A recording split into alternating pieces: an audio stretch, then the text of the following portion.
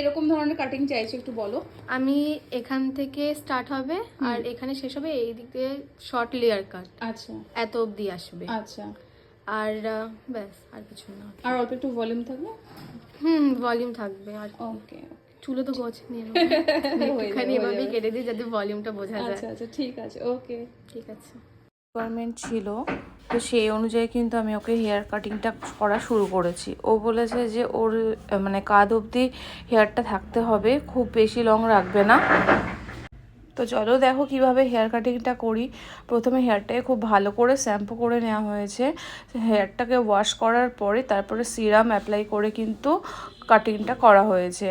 পেছনে হেয়ারটাকে শর্ট করেছি কারণ ওরই এটা রিকোয়ারমেন্ট ছিল, ও লং রাখতে চায় না, ও একটু শর্টের মধ্যে করতে চায়। আর আমাকে ফটো দেখিয়েছিল, যেরকম ফটো দেখিয়েছে আমি একদম এক্স্যাক্টলি কিন্তু সেরকমভাবেই করার চেষ্টা করেছি।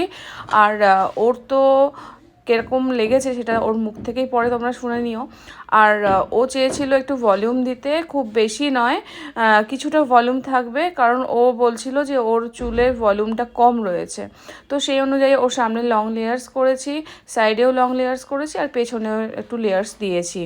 এখনকার দিনে ফটো দেখে শুধু হেয়ার কাটিং করার আগে একটা জিনিস কিন্তু মাথায় অবশ্যই রাখতে হবে, যে এটা কিন্তু এই হেয়ারে যাবে কি না, সেটা দেখে তারপরে কিন্তু আমরা হেয়ার কাটিং করব। হ্যাঁ, নিশ্চয়ই চেষ্টা করব ক্লায়েন্টের মত অনুযায়ী যেরকম চাইছি সেরকম করে দেওয়া, কিন্তু তার আগে কিন্তু দেখব যে ওনার হেয়ারে সেটা কিন্তু ম্যাচ করবে কি না।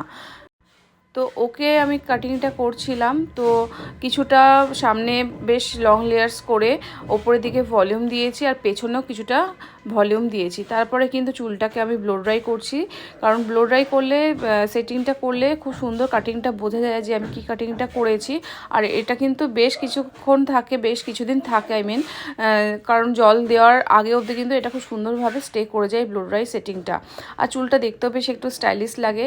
তো এই ব্লো ড্রাই সেটিংটা কিন্তু খুব জরুরি হয় কাটিং করার পরে, অবশ্যই ব্লো ড্রাই সেটিংটা করা উচিত। তবে হ্যাঁ, বাড়িতে বলবো না কখনও তোমরা রোজ রোজ ব্লো ড্রাই করা বা রোজ চুল আয়রন করো, এরকম আমি দেখেছি ক্লায়েন্টরা করে থাকে, তো সেক্ষেত্রে কিন্তু চুল ড্রাই হয়ে যাওয়ার চান্স থাকে। আর এখানে দেখো কাটিংটা লাস্ট অবধি কেমন হলো, সামনে একটু ভলিউম দিচ্ছিলাম আমি, আর লাস্ট অবধি দেখো তোমাদের কেমন লাগলো কাটিংটা। এরকমভাবে লেয়ার্সটা এসছে পেছন থেকে পুরো সামনে অবধি, এরকমভাবেই কিন্তু লেয়ার্সটা পুরো এসেছে। আর ওকে আমি জিজ্ঞাসা করলাম যে ওর কীরকম লাগলো, তো ও আমাকে জানালো এটা। আচ্ছা, তোমার কেমন লাগলো? খুবই পছন্দ হয়েছে হেয়ার কাটিং পছন্দ কাটটা। হচ্ছে তো? যেরকম ফটো দেখিয়েছিলাম সেরকম? হ্যাঁ, ওরকম সেম কেটে দিয়েছো। মাথায় তো চুল নেই, ভলিউমটাও এসছে, সত্যিই এসছে, খুব ভালো লেগেছে। Thank you so much. আবার এসো। হ্যাঁ।